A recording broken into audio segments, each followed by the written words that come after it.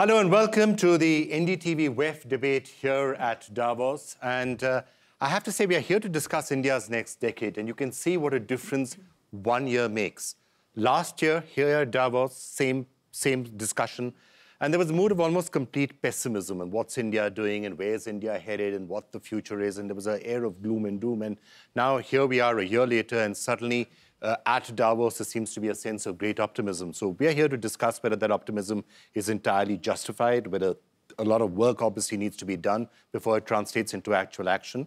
Part of that optimism is because the new government is here, and we have Mr. Arun Jaitley with us, who's going to tell us some of the steps that they are taking, partly because of the new government and partly, of course, also because of global factors, not least the drop in the price of oil. So we have a great panel here to take us through what India's next decade is going to be like, starting with Arun Jaitley, who's not just the finance minister of India, but also somebody really senior and influential in this government, advises Narendra Modi, the Indian Prime Minister, on just about all issues, and therefore has a very clear sense of where the new government wants to take India and the things that need to be done. So, Mr. Jaitley, it's wonderful to have you with us. Nouriel Roubini is arguably one of the most watched economists in the world, the person who successfully predicted the recession, the crash of 2006, 2008, professor of economics and international business at the Stern School of Business at New York University. Professor Roubini, you are no doubt going to tell us where the price of oil is going and what is happening with India and everything else. We'll get the full prediction from you in just a short while. Chanda Kochhar is CEO of ICICI. It's a pleasure to have you with us. And Hari Bhartia, co-chairman and founder of the Jubilant Bhartia Group. So thank you all so much for being with us. Actually, Professor Roubini, if I could just start off with you. A couple of months back, and you make lots of predictions and all of them get watched with great interest. One of the predictions that you made in November, which perhaps didn't quite get the attention that it deserved, is you said that it is possible now that the Indian tortoise could overtake the Chinese hare. Do you still believe that? And if so, why? Well, I do believe that in the sense that China is slowing down. It used to grow 10, 11%. Now growth is closer to 7%. I expect that by next year, Chinese growth is going to slow down below 6%. So the statement is a relative one. But it also is a statement about the fact that with economic reform, structural, fiscal, and otherwise, the growth rate potential and actual of India can accelerate over the next few years. I would say with basic reforms, India could reach a growth rate of about 7%. To achieve a growth rate significantly above 7%, more radical reform will have to be undertaken. They're going to lead to then that growth to be stronger. Of course, that implies that for the first time in maybe 3 decades or so, Indian growth could be higher than the one of China. I think that's something very likely in the next decade.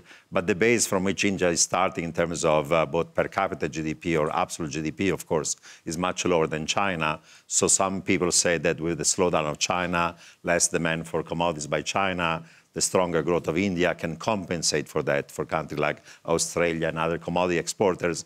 Unfortunately, it will take maybe 20 years of 7, 8% growth in India until the GDP level is going to be such that the impact of India on the global economy could become as significant as the one of China. But anyhow, this is also not a zero-sum game. You know, if China does well, it's good for India. If India does well, it's going to be good for China. But I would say my statement is conditional on implementing a series of reforms that are going to accelerate the potential growth rate of the country. Of course, demographics, rule of law, many other things are also beneficial in the case of India when you compare it to China. Okay, a series of reforms need to be rolled out, and I will ask you in some detail what the specific steps are that you think need to be done.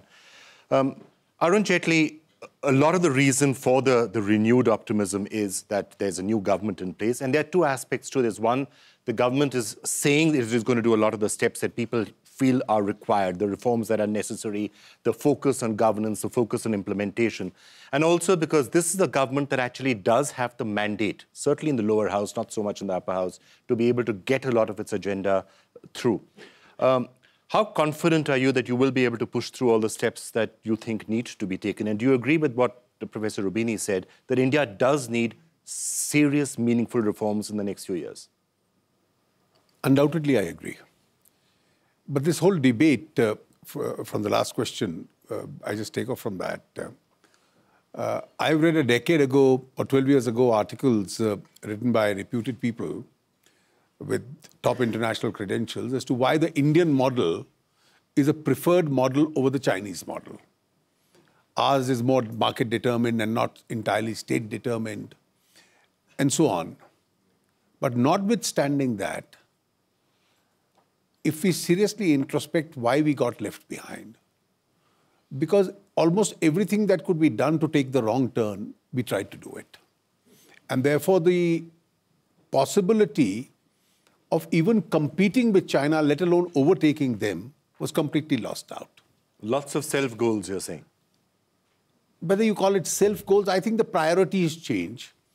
And instead of going into the details of the priorities, I've been explaining where we erred. Instead of concentrating on high growth rates, instead of concentrating on reforms required for high growth rates, we went into this notional debate of what is pro-poor and pro-rich and so on. And therefore, we went into the symbolism of all that. So instead of increasing productivity in India, which would bring you higher growth rate, we concentrated only on distribution. And that's, I think, how the last 10 years got lost out. Once those last 10 years got lost out, I think history never provides you with these opportunities over and over again. But by a curious set of circumstances, this opportunity has come back to us. It's come back to us. You have a government in India which has an absolute majority in Lok Sabha. As I mentioned, slowly, we are moving in the direction of having a reasonably good figure in the upper house. Don't forget that since the last 8 months, 7 state assembly elections have been held in India. And those who obstruct reforms have lost all 7. The pro-reform groups have won everywhere. And the 8th is currently on in Delhi. This is now coupled with the global factors. The oil prices is one important factor which goes to our advantage. The fact that economies which are competing with us to attract that investment internationally are not exactly doing very well. Okay. So with these all circumstances favoring us, I think we just have to take the right turns and not repeat what happened in the last 10 years. If we continue to do that, and the government is fairly clear, we are determined to do that, I think it's reasonably possible for us to go back to our actual capacity of a high growth rate. Chanda Kochhar, how optimistic are you that India will take the right turns this time? Because there have been a series of missed opportunities. A lot of things need to be done. Some of the decisions that need to be taken aren't necessarily always easy or comfortable ones. Are you reasonably optimistic? I'm very optimistic by the fact that we are already taking the right turn. I think what is important is to continue on this path and continue doing what more is required.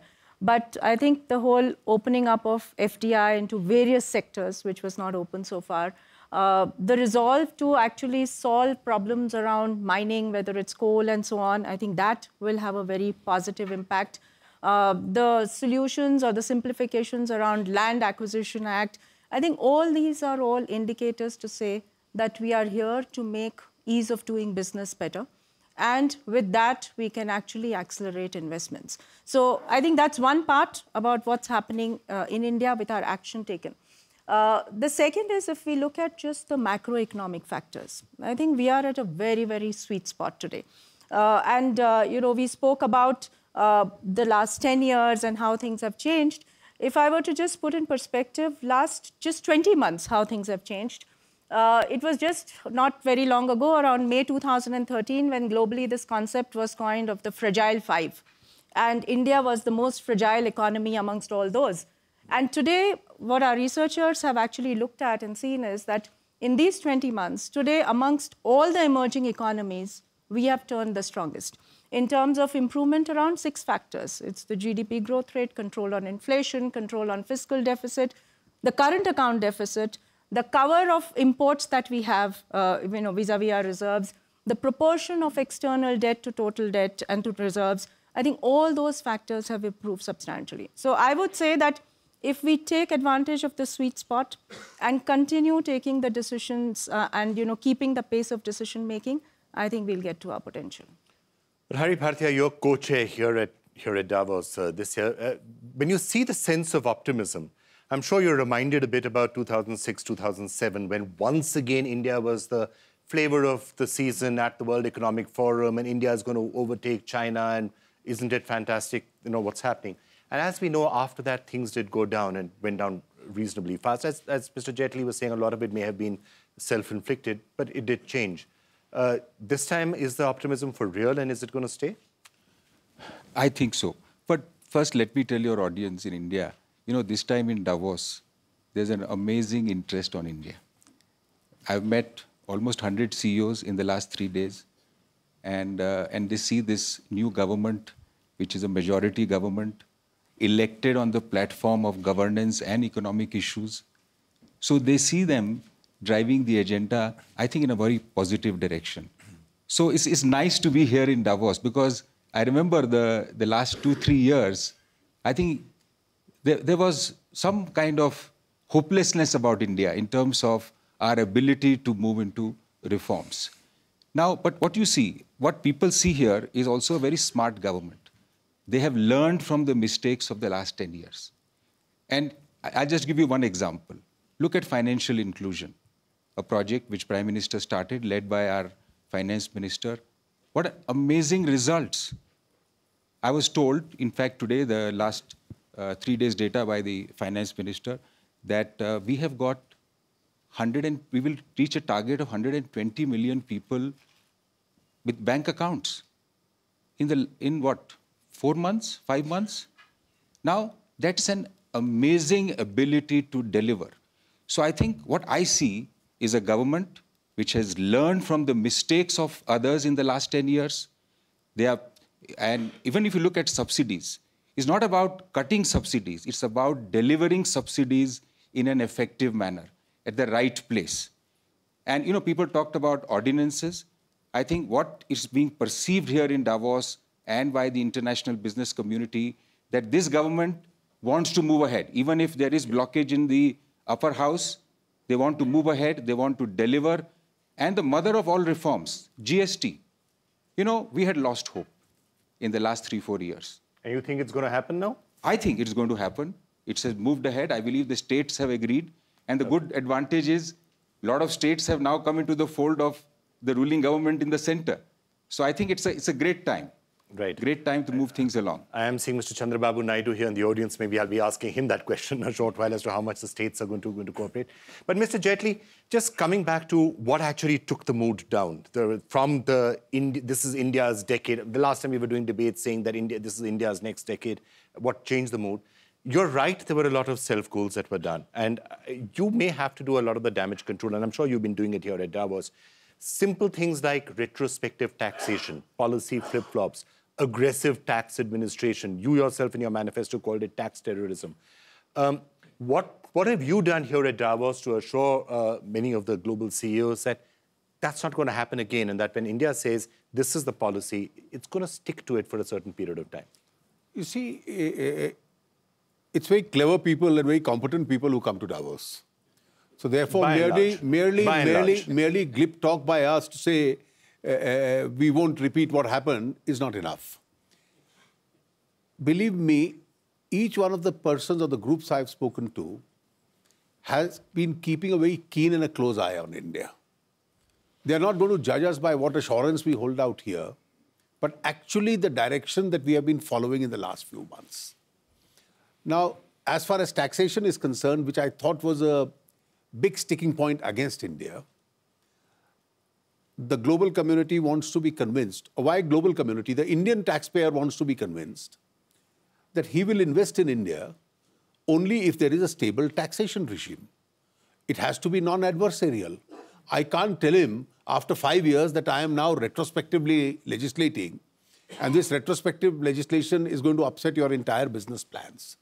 I can't come up with unreasonable demands which nobody had anticipated. And I have repeatedly, both in India and here, gone on record and said that all these controversial cases or high-profile cases that we read about have actually not yielded us any revenue. We have a very strong judicial structure in India. The aggrieved assessees go to some tribunal or court. They are getting favorable orders. And what we are left with is a losing battle and a bad name and a taxation policy which was scaring people away. Therefore, the tax department itself had to be given a clear message, and I'm quite certain they've taken this message, that those who are supposed to pay taxes must pay taxes. And those taxes which are not payable are just not payable. So we must have a fair and a reasonable regime which has to be completely non-adversarial. And this is a message which I've been giving from day one that this government assumed office. And that's the message which we've been carrying to Davos. Right. Professor Rubini, you did say that the surge of India is going to be conditional on some crucial steps and some crucial reforms. You've heard some of the steps that are already being taken. What, to your mind, is the unfinished agenda and which Minister Jaitley would be well advised to try and do something about? Well, I think there are things that are in the macro space and there are things that are in the structural and are related to each other. And one observation I'll make is that last year, India was part of the fragile five, between current and fiscal deficit, falling growth, rising inflation, uncertainty about policy.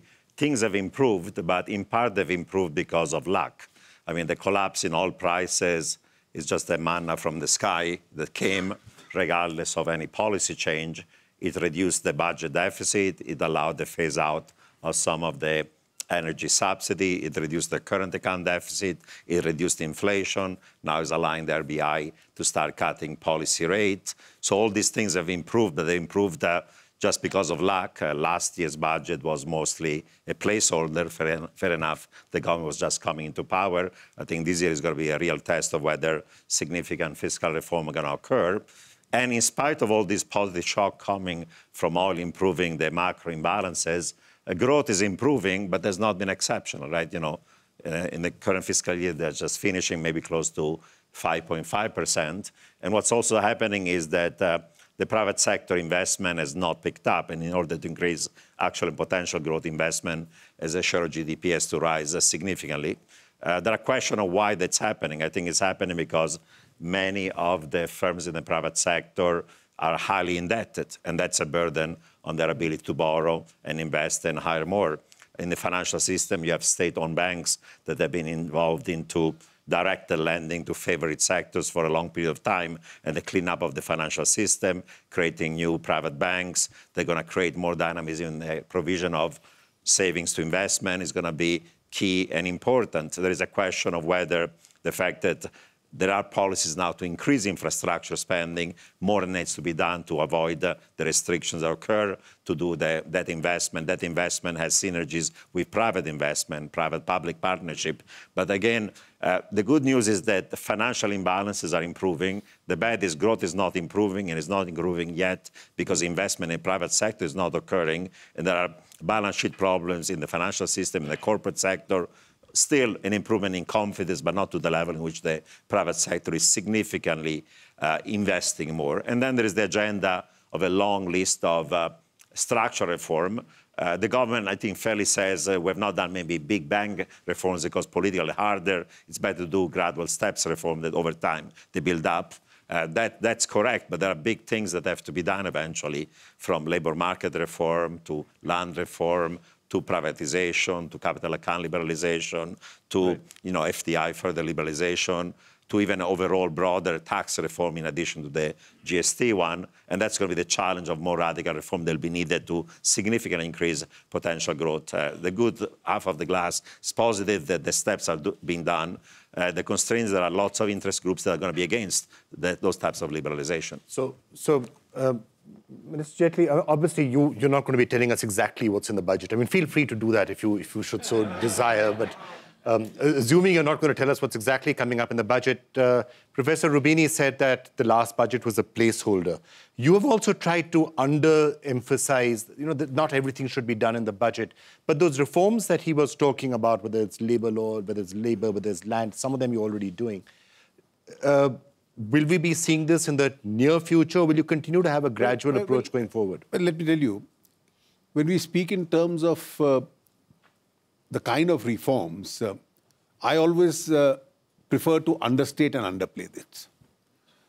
But now that this question has been raised, opening out sectors like railways and defense It's not a small reform in an economy like India. Opening up almost every conceivable sector. We have a more liberal FDI policy today than most parts of the world. Now, reforming the entire taxation structure with the GST kind of a reform. The land law, which I thought was a legislation which could have actually halted India's progress. It could have halted India's industrialization, infrastructure creation, township creation, housing problems, etc. In one surgical manner, we did away and reformed that law partly. It's not a small reform. The entire energy sector. Now, from 2006 to 2014, it was a complete standstill. Nothing was done. The companies which have invested into that had lost their creditworthiness. Coal was not available, which was our major resource. Now we've reformed that sector completely. Mining, a major resource, we are still with an obsolete procedure. Now to come out with a more modern legislation in tune with the times of the day was not a small reform. Now these are all steps which we've been taking. From the first of, Mr. Hari Bhartia just now mentioned the financial inclusion scheme, to get to visit almost 22 crore out of the 25 crore families in India, barring left-wing extremism and border areas and inaccessible areas. Get every Indian to be a part of that system. And not only a part of that system, you now have started immediately, from the 1st January onward, the state support subsidies going into that system. So the leakages are going to be plugged in the first phase. My problem really is when I look at investment into various sectors and increasing it in the social sectors, etc., from the kind of revenues we earn at this modest level of growth, are all committed to a fixed governmental expenditure. In the last 10 years, we've added to that expenditure. So whether it's salaries, it's pensions, it's the defense expenditure, it's repayment of debt, and the so-called expenditure incurred because of this rights-based approach.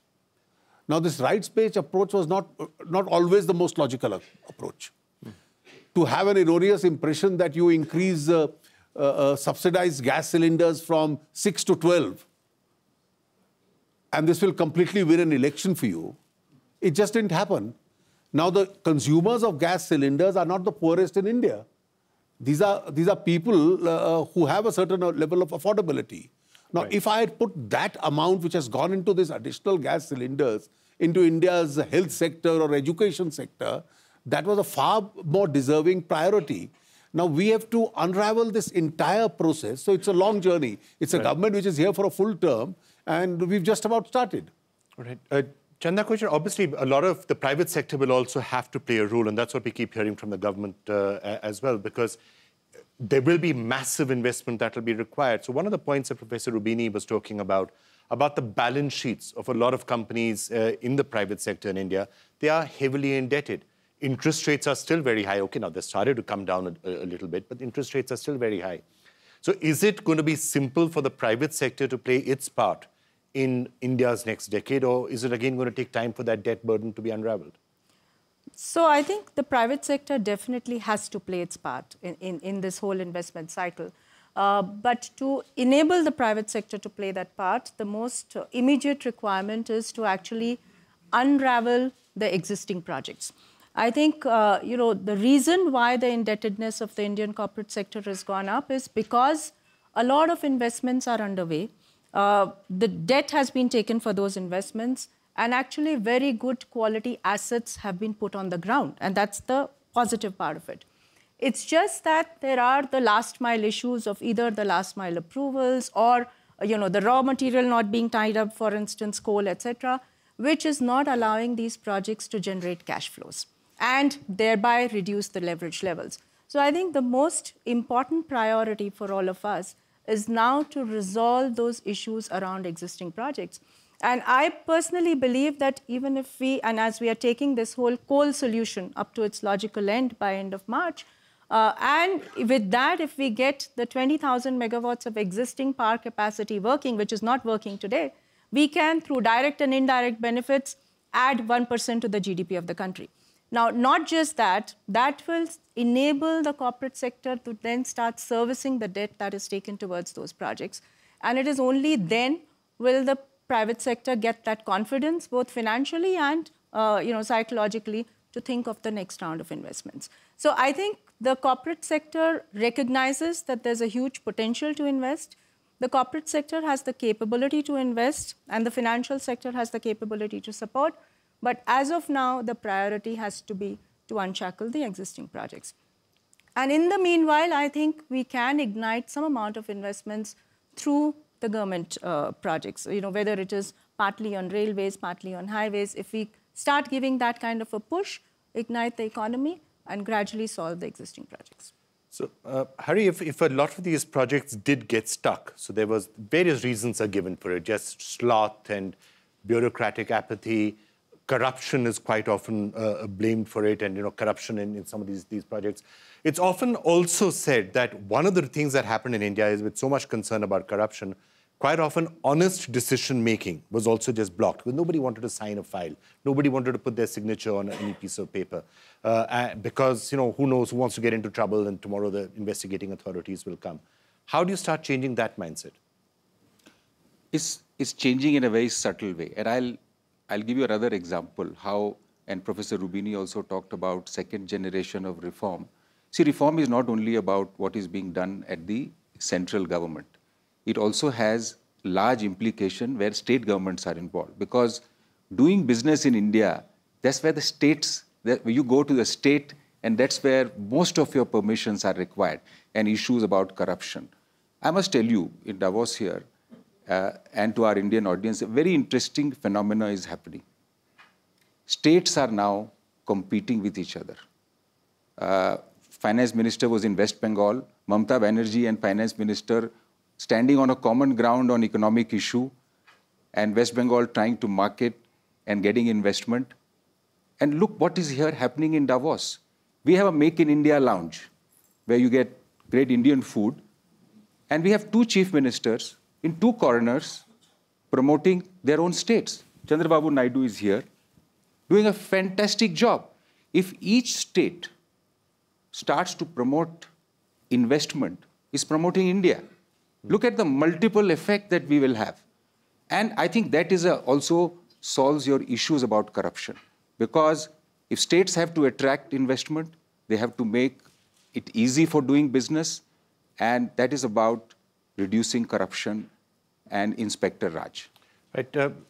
Arun Jaitley, corruption, of course, has been a big issue in India. And corruption has two aspects to it. One is big level corruption, which is at the government levels and at cabinet minister levels. But a lot of the impact of corruption in really draining some of the energy out of the Indian economy is at lower levels and at grassroots level, people sitting on files. How can you and the government empower honest bureaucrats to take decisions without fearing that if they put their signature on a file tomorrow, CBI will come after them or somebody will come after them? Because that is one of the reasons why things slowed down so much in India. Not the only reason, but one of the reasons. You see, one of the great setbacks of the last decade has been credibility of governance declined. And therefore, other structures became more powerful. The CAG became more powerful, the CBI became more powerful, the courts became more powerful, because the general presumption was that governments act for collateral reasons and not for honest reasons. Now, this is the greatest damage which was done to governance in the last 10 years. Now, in the process, there are many decisions. When you talk of these large projects, some were held up because of environment, some were held up because of some permissions. But I can tell you a large number of decisions are held up in governments, both at the center or the states, because everybody wants to play a game of just passing the parcel. So he who has the last, who's the last in the queue to have the parcel in his hand is going to be eliminated. Similarly, in governmental decision-making, which has commercial connotations, I believe we have unrealistic laws, unrealistic in the modern era of liberalization. The Prevention of Corruption Act in particular is a 1988 law. It was redone. It predated the 1991 liberalization. And almost every decision, including an honest decision, can be brought within the ambit of that law. I know for certain that 3 extremely honest secretaries of Government of India are today being investigated or prosecuted by the CBI for decisions taken over the last 10, 12 years, and decisions which were commercial decisions taken on good commercial considerations. And logically, there is no reason. I had the responsibility of the Defense Ministry for a brief while, and I found that everyone wanted to just make a query and ask for a clarification and send the file up. He didn't want the parcel to be in his hand once the bell was sounded. Now, I personally do believe that time has come for us to review disproportionate assets. Of course, it's an offense. Bribery, of course, it's an offense. But to simply say, giving an unfair advantage to a private party. Now, people who do businesses with government will get an advantage. Now, whether it's a fair advantage or an unfair advantage at the end of the day becomes a whole matter of entire discretion, for which a secretary or a joint secretary will then face prosecution after his retirement for the next 20 years. So will you give them protection? Therefore, if you remember in this whole debate on Lokpal, etc., demands were being raised, there should be no sanctions before prosecuting politicians or civil servants or public servants. I had always differed with this. Now, in a reactive situation, you can take these extreme positions. Speaking for myself, I do believe that time has come that even the provisions of one of the sections requires a relook, particularly section 13(1)(d), under which every honest decision taken on commercial considerations could go into the ambit of a CBI investigation. I think it requires a relook today, particularly when, why is it that we had the bankers' conclave at Pune, the Prime Minister and I were there, and all the bank heads said, assuming they want to settle with a possible company and give some discounts and recover what they can recover. Alternatively, thinking that this is a project where you can give him some more so that he survives and therefore is in a position to repay back. Now, a banker in a public sector bank has to take a decision on purely commercial consideration.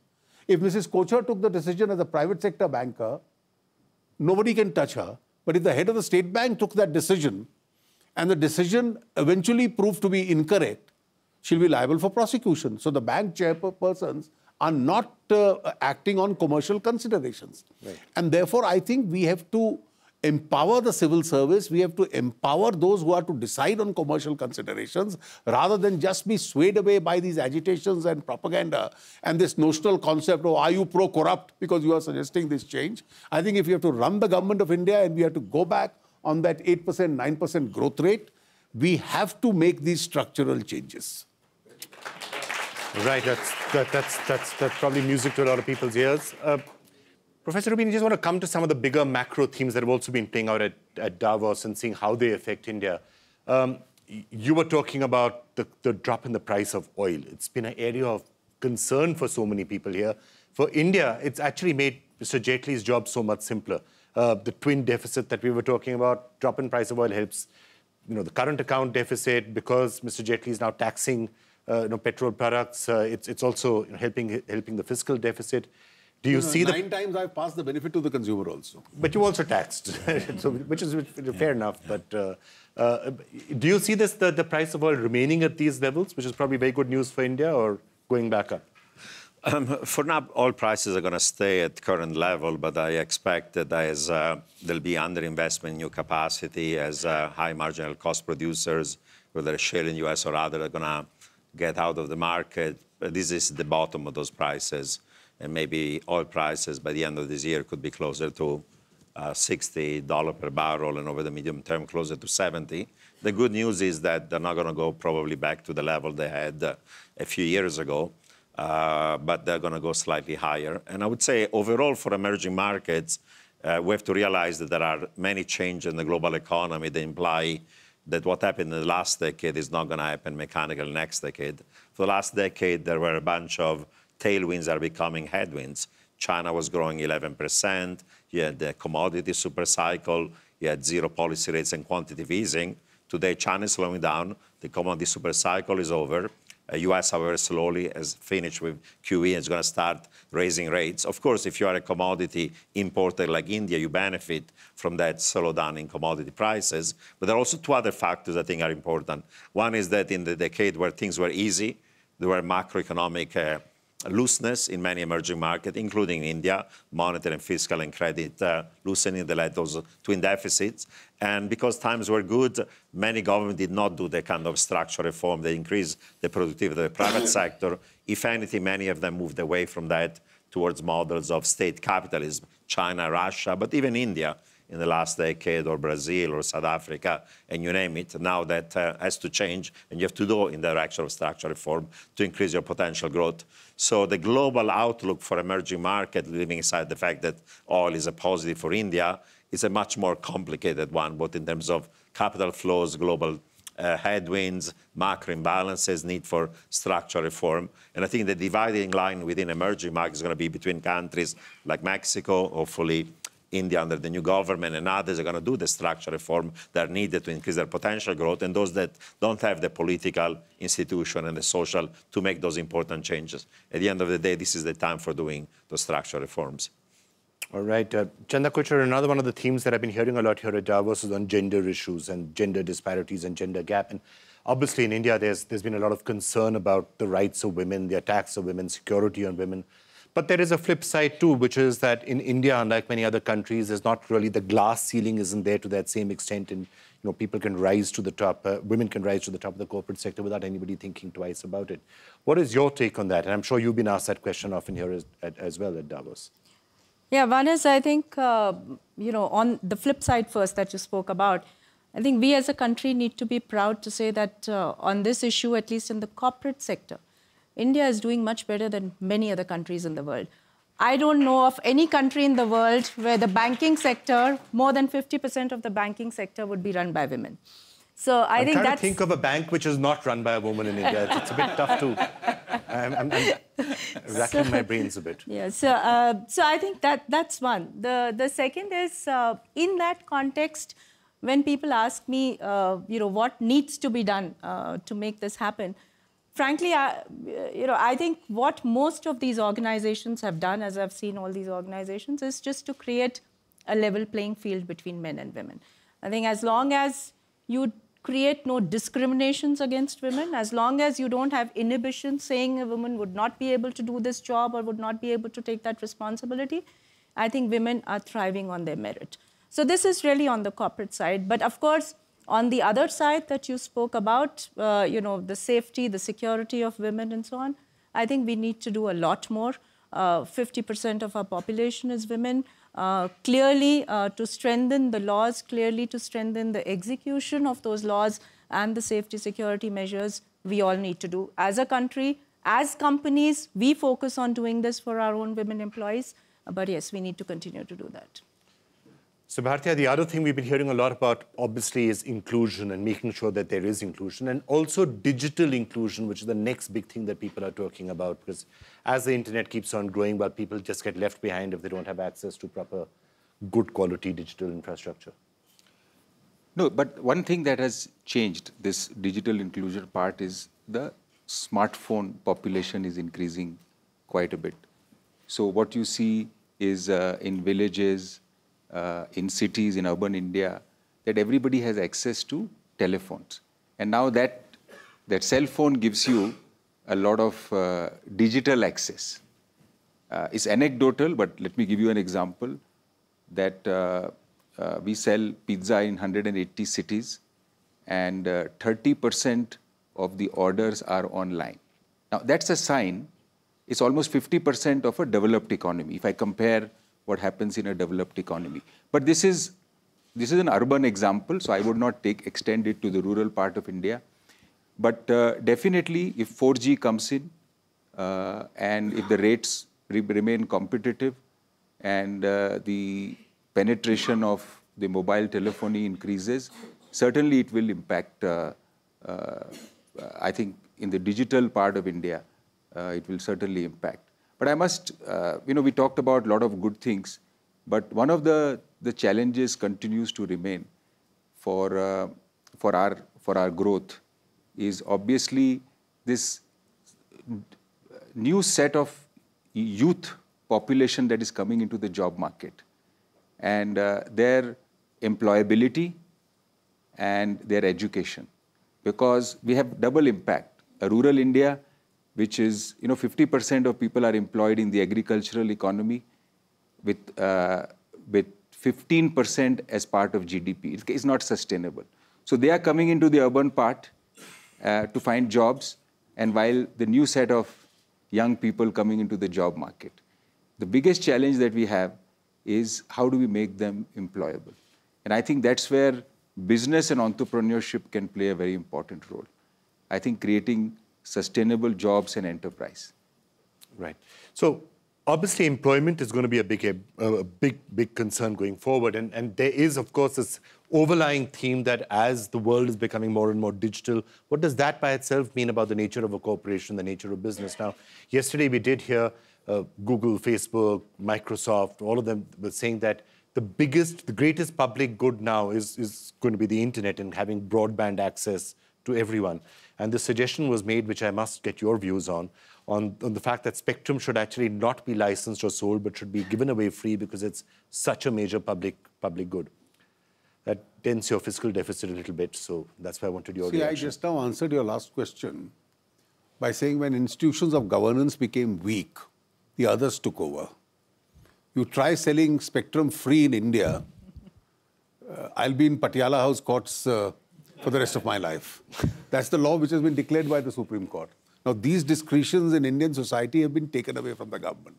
Now, if a government is to legitimately decide at some stage that to encourage a particular sector, the input cost has to be reduced so that the consumers get it cheaper. Now, these are all decisions which have to be restored back to governance on a policy primacy. Now, unfortunately, we've had, as a hangover of the last 10 years, judicial parameters being laid down. So I don't think with the law as laid down in the 2G case in India, anybody would either risk or even dream of doing that.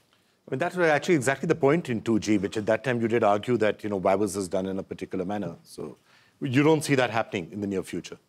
Well, I don't think with the law as it is today, anybody is going to even take a chance as far as that is concerned. All right, before I turn to the audience and get some views from here, I just wanted to ask each of you, what could possibly go wrong? And we should be always watchful at a time of optimism to see what could possibly go wrong, and therefore what is it that we should keep our eyes open from. Hari, why don't you start, and then I'll come this way. What do you think could go wrong in India? See, I constantly worry about the education part. How do we bring in this large number of people into workforce? Because it's the first time to give a job. The first job is the most difficult part, because people come from very poor families where the parents are agricultural laborers. And how do you bring into the job markets? How do you give them employable skills, even soft skills? And I think the management of that at the state level and at the central level, both in terms of policy and effectiveness and the amount of money that we put into skills and education. I think that's where the challenge lies. Actually, you're talking so much about the states before, and let me just get Chandrababu Naidu, and before I come to the others on that, let me get his sense, if you can get a microphone to Mr. Naidu out there. Just wanted to ask you, a couple of the questions out here, the competition among Indian states to try and get investment. And secondly, the question of whether reforms and doing good things economically is good politics. You paid the price in the past by trying to be too reformist. Has the world changed since then? No, thank you. Now, all over the world, if you see, even if you do populist schemes also, if you do in the wrong way, then automatically you will be caught and also you will lose the elections. For the last 1 decade, it is a reflection. But in India, as on today, we are very happy. For the last 7 months, things are moving very positively. Everybody is here. They are coming for the last so many years to Davos. This is the first time I'm seeing in Davos so much of hope and also hype. Everybody is talking. You have given a title, India Decade. I want to correct it, India Century. This century belongs to India. I don't have any doubt about it. I have seen so many investors here and also corporate sector, everybody is talking. We are having one advantage, demographic dividend, and also biggest democracy, and also market. Above all these things, there is a stable government, and also one of the best administrator at the helm of affairs. If anything will go wrong, it is beyond expectations, according to me. All right. So beyond expectation that anything will go wrong. Chanda Kochar, what could go wrong? See, India has two basic advantages. One is its demography and one is its potential for investment. And I think the same two factors can turn into disadvantage if we don't handle them well. So what could go wrong is the same demography. If we do not provide employment opportunities, employability of these people, then you're going to have a problem at hand.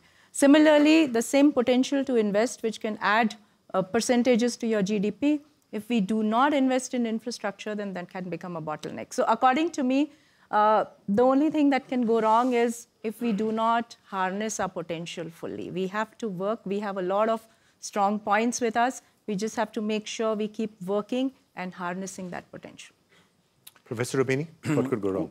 Well, I would say that, trade, globalization, and technological innovation has led initially to offshoring of jobs from advanced economies to emerging markets, say manufacturing for China, IT services and software, you name it, for India. But things are going to change, and the pace of change is going to be radical. Today, a radiologist in Mumbai can do the same job as a radiologist in New York for 1/5 of the salary, but tomorrow there may be a piece of software that can do it better and cheaper than anyone around the world. Today, the call center in Bangalore can do the services for United States companies, but tomorrow there'll be a Siri style of virtual assistant that can do the same kind of thing. So this is a time in which initially trade and globalization pushed jobs into emerging markets, but now technology is becoming increasingly capital intensive, skill bias and labor savings. Even in China, millions of manufacturing jobs are going to be lost because Foxconn is going to go into automation. Now, India has an advantage that still labor costs are very low, and you can have a build-up of manufacturing or services. It's also a domestic economy. But this is a time in which change in the world is occurring so rapid that unless you do reforms very rapidly, you could be in a situation in which the world technology and other things are going to push you behind. So this is not the time for temporizing, but actually to aggressively go in a direction. The world is becoming more globalized, competition is more aggressive, and no country, including India, can take anything for granted. Mr. Jaitley, one of the questions that I'm sure you've also been asked here at Davos, as I have, is that is social cohesion a possible problem looking forward in India? Because even linked to your government and your party, there is a certain right-wing and economic thinking which helps with all the decisions and the reforms and the other measures that you're talking about. There's also a right wing when it comes to religious or social factors, which could potentially lead to other sort of problems. You see, with a great amount of difficulty and taking the benefit of the past experiences, I think India started to accept the economic agenda as the center stage agenda of the country. So if you've seen in the last few months or even before the elections, the debate has essentially been around those issues. So a large number of other issues, political, social, caste, dynasties, families, charismas, have all taken a backseat. I hope they do continue to take a backseat. So religious strife, issues like that. Therefore, when you ask me what can go wrong in a country like India, we must not allow this center stage agenda to be derailed or deflected under any circumstance. Now, if any of the other things happens and somehow we trip, the last government tripped when it came to corruption. If you remember a similar example in 1984, the government came up with, under Mr. Rajiv Gandhi, with great hope. First 2 years were reasonably good. And suddenly the government tripped and then nothing seemed to be working. I think we have to be extremely careful that this roadmap that we've set for ourselves, we should determinedly, doggedly go on to this and not allow agenda to be taken over by any of the other factors which have currently taken a backseat. Including potentially your own supporters. Well, including potentially, and that's why the Prime Minister was the first one to take a strong line against them. All right, let me turn to other people in the audience. Anish Kejiva.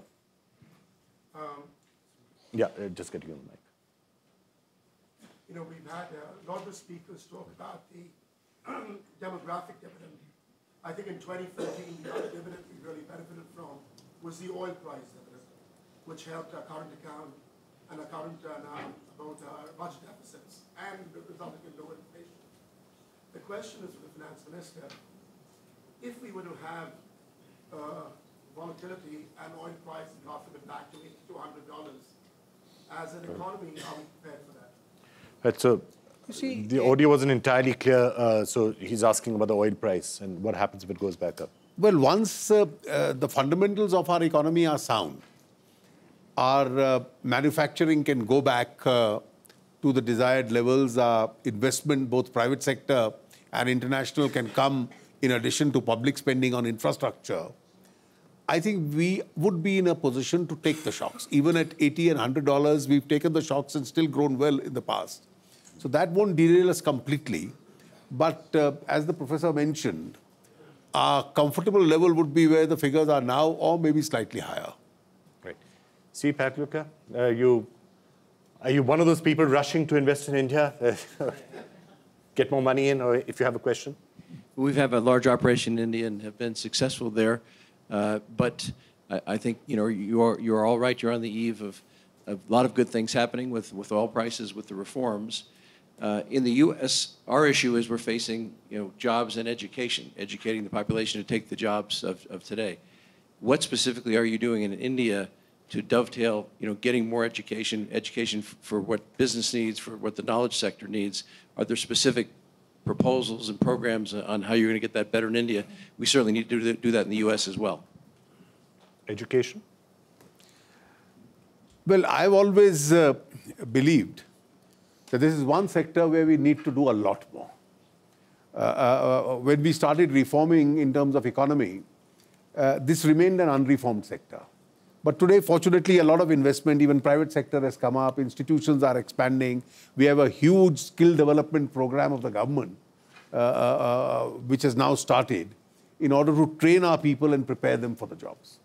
This also in relation to an earlier question that you'd asked with regard to gender equality. Go to any educational institution in India, and I get a chance to visit them for convocations and so on. I am now finding across the board throughout the country, 60 to 80% of those in quality institutions are women. And therefore, when you have been providing with a level playing field, that is one sector in which you can actually see a changed situation on the ground. Right, let me quickly take 3 or 4 questions and comments and then come back to final thoughts from the panel. Yeah. Hello. I have a quick question. It is truly impressive the number of reforms that are being done and the pace at which it is being done.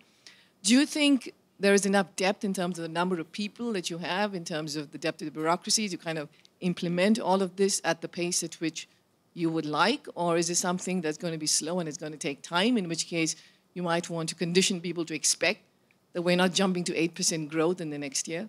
All right, great. Mr. N.K. Singh, you had a comment?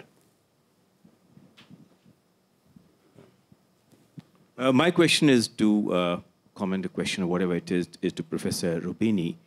That in terms of exogenous variables, which the finance minister has himself conceded has been one of the favorable factors to propel the India story, what are the probabilities which you feel that the world could once again tip over? And apart from the factor of oil, in terms of the export market shrinking, in terms of the appetite for risk, in terms of foreign investment, what would you say are the probabilities of risks of that kind, of an exogenous nature, which India must protect itself?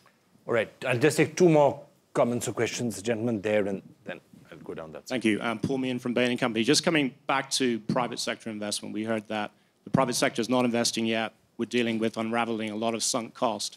We haven't heard too much from the panel about the growth potential in manufacturing, value-added, the technology sectors.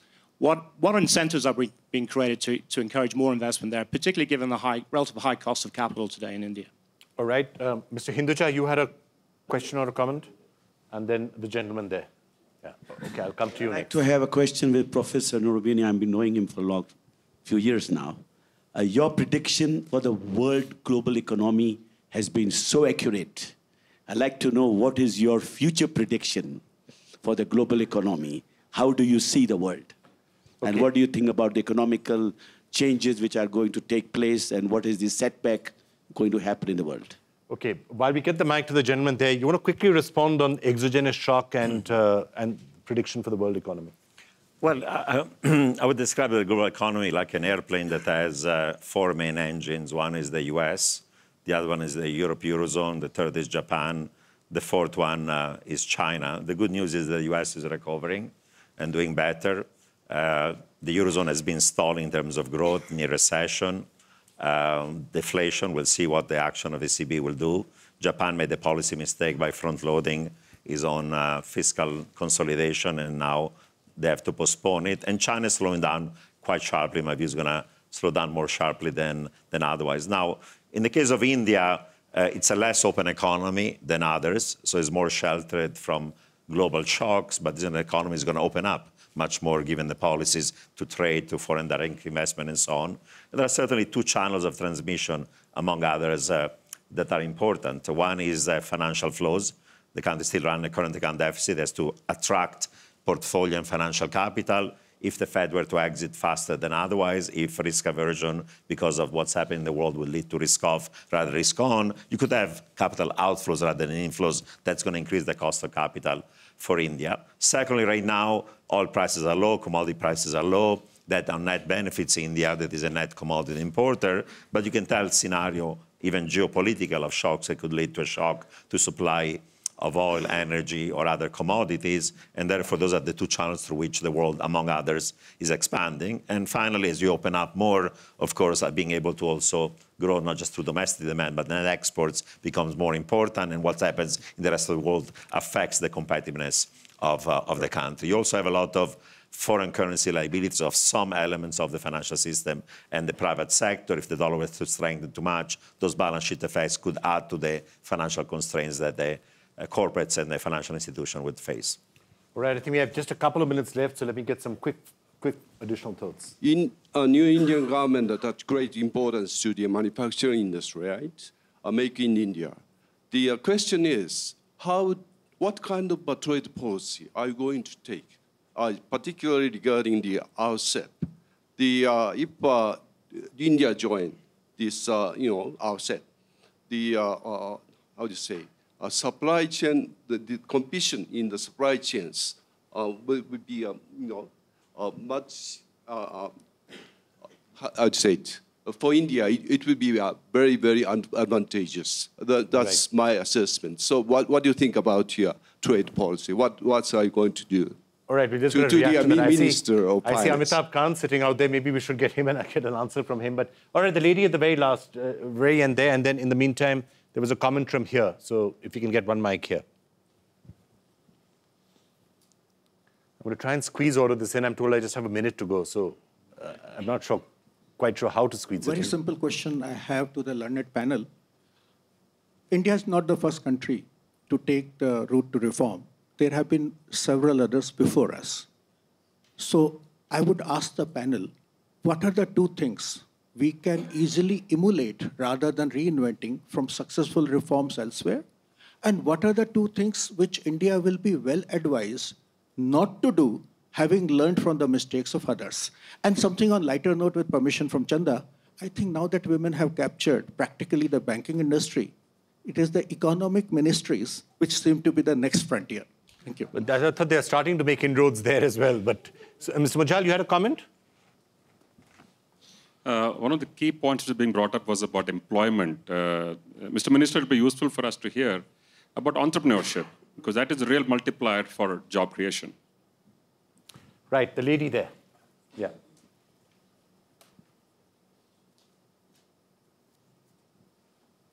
I am Sindoor Mittal. to add to what Mr. Munjal said, we just heard from Jack Ma just earlier today on how he created from $0 to $43 billion in just 10 to 15 years. So I think my question is, how do we create scale and entrepreneurship and an innovation, an ecosystem for entrepreneurship? Like there is, I mean, we have Indians in the US and Silicon Valley actually creating these businesses, but how do we have them here, homegrown in India, and actually scale these businesses up? All right, fine. I'm going to get thoughts on all of that from the panelists here, but Mr. Amitabh Kant was sitting out here. I want to respond to the Make in India campaign that you've been doing out here. Has it been getting receptive noises here at a time when, if you can get a mic to him? Yeah.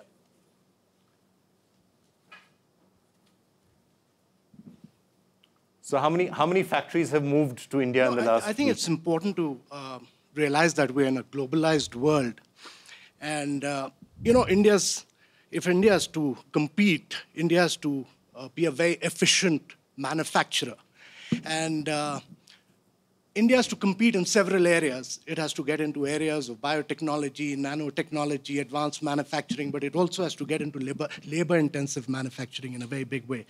And we are focusing on many of these areas.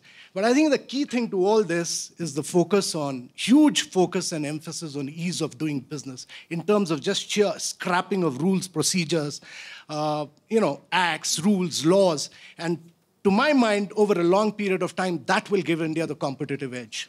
All right, I'm told we have to wrap, so maybe some quick final thoughts from you on some of the questions and themes that you've heard. Well, two particular points. I don't find any resistance from the civil service or the bureaucracy in India. And I see, particularly if the government and the political executive is absolutely clear about what course to pursue. With regard to laterally inducting talent into the government or into the system, I think governments in India have been increasingly open to it. The last government also in some measure tried to do it. After all, they got the governor of the Reserve Bank as the chief economic advisor at that time. We've got the new chief economic advisor. We've got the vice chairman of the Niti Aayog. And I'm quite certain before the factories move to India, the best minds also must be available to the government of India irrespective of where they are. In terms of incentivizing manufacturing, it's very much on our agenda. Even though we had only a few days during the last budget, we did give to MSE, MEs and so on several incentives because we wanted the sector to pick up. And that's a priority which is fairly high on our agenda. All right, well, thank you all so much for being with us. We're talking about the mood in India. It's certainly upbeat. It's certainly positive. May well become a lot more upbeat if India actually wins the World Cup in a couple of months from now, which doesn't seem... Actually, I should ask you that question. You've been so involved with cricket. Who do you think is winning the World Cup? Quick guess. I'm not so sure what kind of pitches the Australians and the New Zealanders have prepared. New Zealand, the pitches I'm particularly scared of. All right, so... Meanwhile, let's work hard enough to make the winner of world economy as India. All right, so whatever happens in the World Cup, make the winner of the world economy India. Maybe that's an easier bet right now. Thank you all so much. It was a pleasure having all of you with us.